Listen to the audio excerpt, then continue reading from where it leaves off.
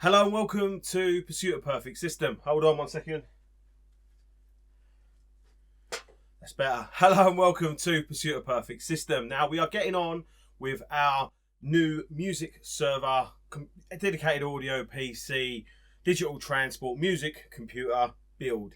And here we have, if you can see it now, the limited edition JCat Audio PC Chassis, which if you remember in the video that I kind of introduced the project, introduce some of the parts we was going to be using and some of the testing we'd be doing obviously for the audio PC build. I'll link the video up here. If you haven't seen it, go and watch that one. This was literally just a case of bits, wasn't it? If you remember, I opened the box, pulled out another box, a tray. Inside those trays, loads of bags of screws and stuff like that. And obviously all individual sheets. And I wasn't expecting that actually. I expected to open the box and to have it all built. So you get an instruction manual obviously to accompany this chassis. It's good, but not perfect, and unfortunately it doesn't really track the process that I'm going to take. So I actually kind of skipped a little bit, and I thought to myself, well, I was expecting the chassis to be built. So if I build the chassis, I can kind of do my build obviously from there as I would expect. So that's exactly what I did. Now I don't mind admitting you've got all these parts, lots and lots of parts, all different types of screws and stuff. It's very, very confusing, but actually it's a very simple build. Now I followed the instructions initially. What I did, you basically screw in the 4 feet, which obviously this is sitting on. I won't actually be using those, but for purposes of the build, I actually just installed it as it was. So you screwed the 4 feet. There's lots of holes on the inside of these, but you'll find kind of 4 symmetrical placed holes that have got a little recess, like a countersink, and that is where little countersink screws go in, which you screw up with a hexagonal screwdriver, which is included in a set, which kind of identifies those screws, and obviously it's all listed in the instructions. So you screw your 4 feet in, then you put in your copper spacers where the motherboard will sit, and underneath you then lock those in place. Now I haven't actually done that yet because I just wanted to make sure when I install the motherboard that I've got all of those in the right places, and I haven't got too many. I haven't not got enough. Now I've literally put on the inside, you'll see there are white circles where these spacers go, where your copper spacers go. And the idea of the spacers are they separate the motherboard from the chassis to earth it and ground it so it doesn't short basically on the actual chassis itself. That's the idea. That's a standard for any PC case.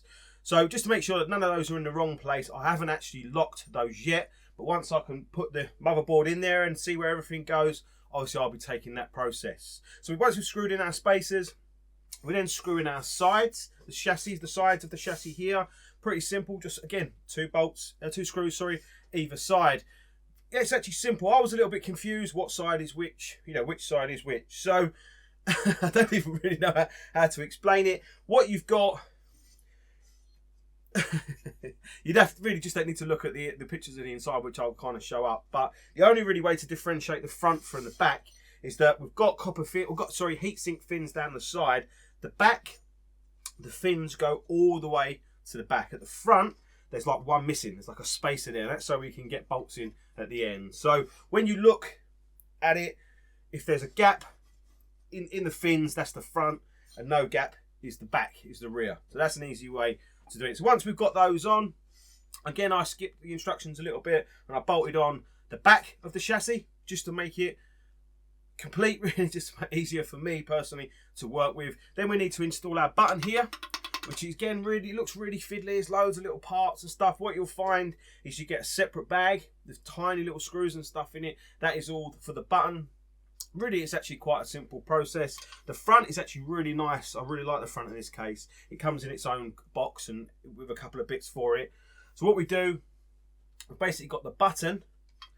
And this comes with a hole, and we've got the button. So the button really screws to the back side of this, and then kind of through spacers. The button screws to the back side of this. Then I found it easier to screw into the button itself, feed that through, and tighten up from the back. Now, it's even quite difficult trying to explain it. When you see it, you'll understand how it works. So it's a little bit tricky and a little bit complex to put together. I mean, to be honest, I think it's made 10 times more difficult for me because I'm thinking, right, I can't just get on with it. I've got to film it. I've got to keep stopping, turning the camera on, stopping the camera, thinking about what I'm doing, thinking about how I'm going to film it and stuff. So it's taken me about an hour to get to where we are. But to be honest, we haven't got really very far. So we've got obviously a loose lid, Oh, if I can get it off. Loose lid. If I can get it off. There we go. Oops. Oh, my advice, once it's on, don't take it off. There we go, we've got a loose lid and we've just got an empty case. And that, to me, this is perfect. This is exactly what I want, because now I can start taking the other PC apart, the existing audio PC apart, and putting it in everything. And I can kind of make my plan of how I want to run things. And that is really important, making a plan. I think this was designed, I think it's designed with a couple of processes in mind. You can either put a lot of things inside here that the power supplies that the manufacturer of this case actually sells, but for me, I want everything external linear power supplies, external battery power supplies. So what's really important is having exits for all the cables and the powers to come in and out of the case to get to our internal components. Now on the rear of the case, which is the other reason why I bought this case, we can actually see there's multiple. Obviously this will be for our motherboard. We've got a slot here for an expansion card and 2 slots here for expansion cards. So one of those is going to be our JCat Femto USB card, which actually is going to go in here. So we've actually got 3 spaces, which is perfect. So our Femto card is going to go in here, the USB. Then we've got a network card, the JCat Net Femto.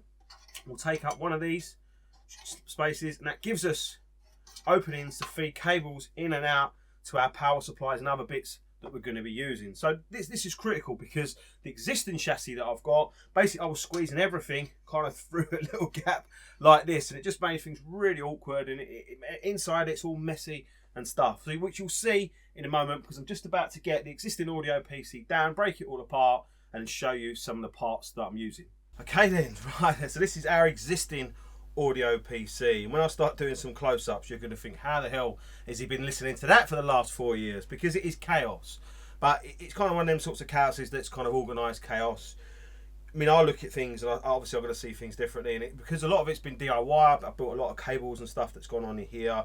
I've used a lot of materials to try and screen or shield parts of the chassis, parts of the audio PC as best I can. It looks a mess because there's lots of bits here and lots of bits there.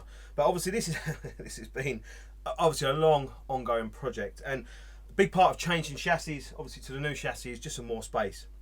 This is a really slimline chassis, which is lovely for being slimline, hiding away, and you can get a hell of a lot inside it, but there's not really a lot of space when you want to try and start doing things and working with things, and especially when you've got cables that are all bent over and stuff. So that is where we are now. Just to quickly run through things, because it is a mess and it's going to be difficult to explain what it is. This is our main power input. Obviously this comes off of our main linear power supply, which I'm going to show you in a second, and that obviously feeds through to our Pico PSU. Now this Pico PSU has come from a certain type of company.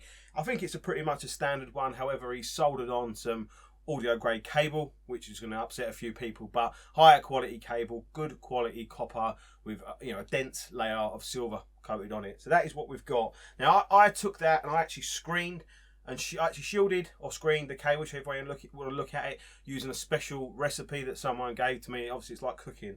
We've got 2 layers in here. We've got 2 layers really, and one layer is for low frequency noise, so in the megahertz range, megahertz range, and then we've got another shield for the gigahertz range, and they work together. And the idea is to keep space. The idea is low microphony, and the idea is minimal metal. That's all I'm going to give you obviously for that one. Now if you are a Patreon member and you're interested in finding out more about screening these cables, then I'll give you more details. I can't say better than that really to the Patreon members. That's a really good recipe. If you want to make your own cables, this is an outstanding one.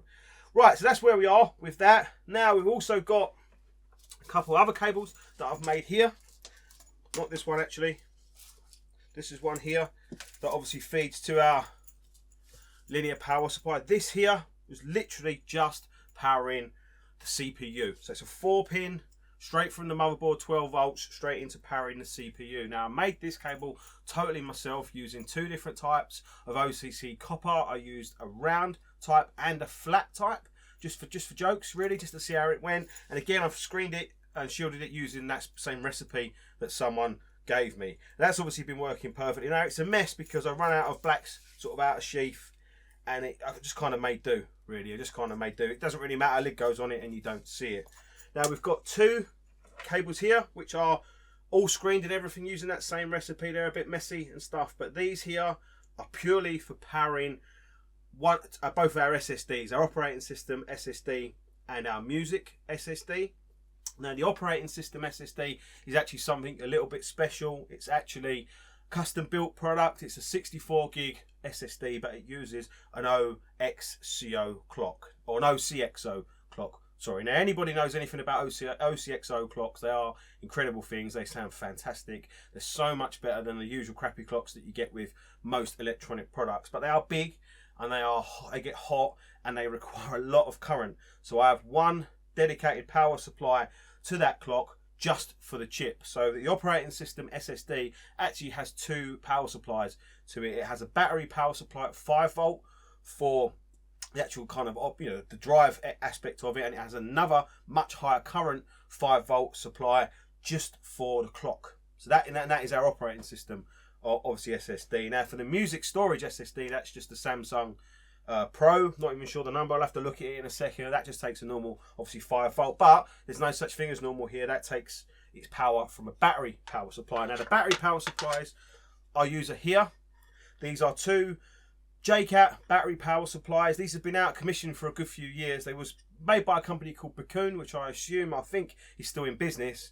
These have two lithium ion cells in each one, and basically the way they work is you'll get your power from one cell while the other cell's charging. So you're always off the grid, and yet you've always got a supply. So it's actually quite a clever design, really, in the sense we've got clean 5 volt power, but we've always got power. So the problem with batteries and using batteries is the charging cycle. So batteries are fantastic, however, you have to keep charging them all the time, whereas this product charges itself and stays in use, which is absolutely fantastic. This silver box here, this is a custom made linear power supply. I think it's got about 3 amps in total worth of current, which is actually a lot for a tiny little supply. Now inside this, believe it or not, is 2 L-core transformers.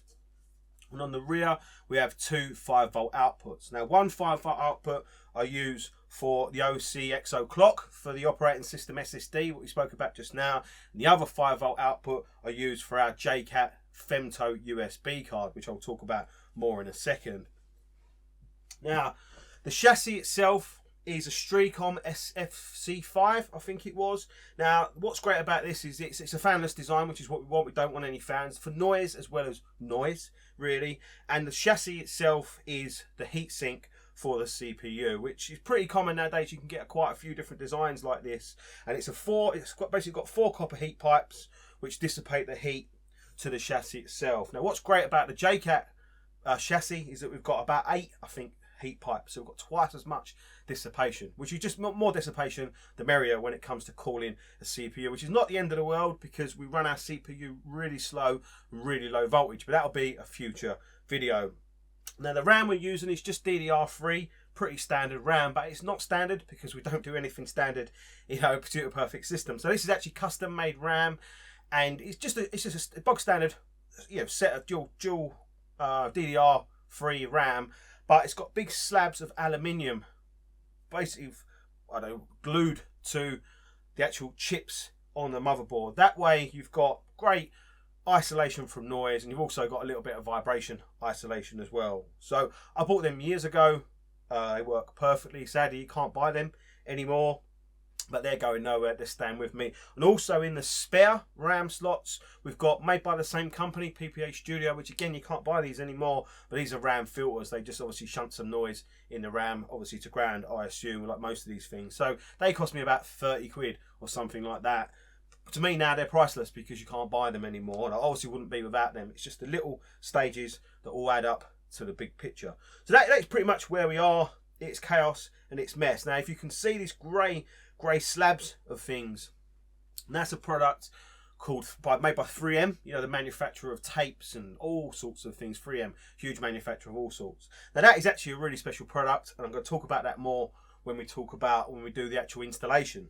So what the plan is, now technically these are not necessarily all the best bits. I'm using an i7, Sandy Bridge i7 CPU, and this is a Asus P67 P8Z77 motherboard. So it's a Sandy Bridge setup from, what is that, 4 or 5 years ago? And that's not the best setup to use because it's actually quite a high power draw setup. So it's an i7 processor, which has got a 95 watt TDP. Now I have run that with this case at normal speed, not overclocking, but normal speed, and this case was able to dissipate the heat from that. But technically we don't really want to do that. We want a low power, low current draw CPU, but by all accounts, either the Intel Xeon processors sound the best, or i7 processors sound the best. There's something to bear in mind with probably more of a server type motherboard with less going on. But back years ago when I built this, didn't have that much of a clue what I was doing at that stage, so I just kind of went with what I was familiar with. And I already had a PC, and I was using it up until about 8 months ago. That was Sandy Bridge based. So I knew the motherboards, I knew the BIOS. I was just more comfortable with these products, so I bought these, and they've been in use for years. Now, technically, I would like to replace them with some newer stuff, some lower power stuff, but what this allows me to do is literally do kind of a straight swap. So I can take the parts out of this chassis, move it over to the new chassis. That way I haven't got to run a whole new fresh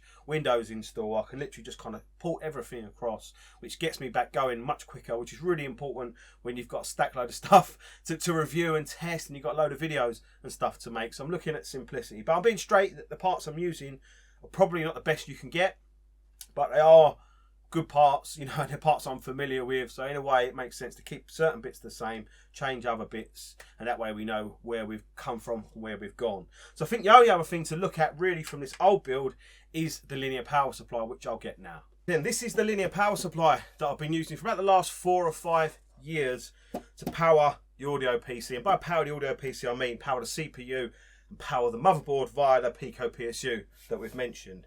Now this power supply actually, it's quite an interesting product really. It's actually got quite a bit of history to it, and it's actually opened the door for a lot of you out there to enjoy products. And let me explain. Now, back years ago, 4 or 5 years ago, PC audio PCs, computer servers were still very much in their infancy and still being developed. And it was actually very difficult to get a linear power supply to power a computer. Nobody really made them. There was no real no testing, nothing. No one's really done anything with them, but the people that had done it swore by the results. Now, I had a couple of linear power supplies that I'd had built to power other little, smaller items from a company called HiFi cables, and I actually approached them to see whether they would make me a power supply to power a full computer. So there was a lot of backwards and forwards, a lot of toing and froing with what I might need, what kind of, really was thinking about kind of what I had at the time components wise, and what power I would need, kind of how much 5 volt, how much 12 volt, how much current would the power, the linear power supply need to be able to power the whole computer. And there's a few other bits as well to do with startup and how it delivers its current straight away. There was quite a lot obviously to it. So again, I approached Custom HiFi Cables, and they agreed to make it for me. And basically after they made it, they released a range, or added a product to their range. They called it the DC3, which is an improved obviously version of this. Now the guy from Custom HiFi Cables is actually Dr. Sean Jacobs, who I met recently out at the Munich show. And what's really interesting is he's recently been brought in to design and specify the power supplies for Inuos and their Mark III range of products and their statement server.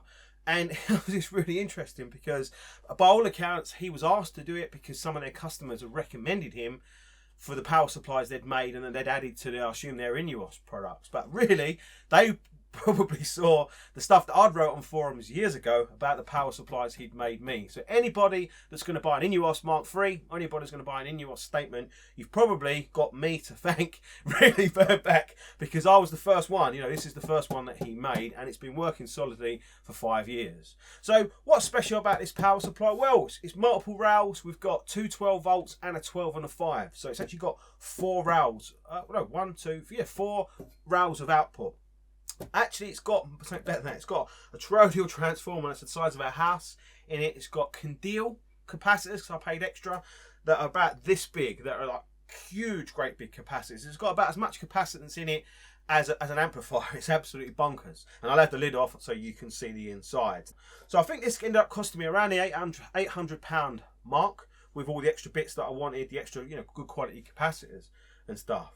And yeah, this really was the start of the passion for me, because I had a basic computer with just basic parts, and I powered the motherboard and the CPU from this power supply, and I think I had an Asus sound card at the time, so I powered the whole thing really from this linear power supply, and I could not believe the difference. It was massive compared to using a switching type power supply. I think I was using one that came with this, with the Streetcom. It's like a laptop style one, and the sound difference was massive. And I think that's something really important to bear in mind, because there's a lot of people that use laptops as a source.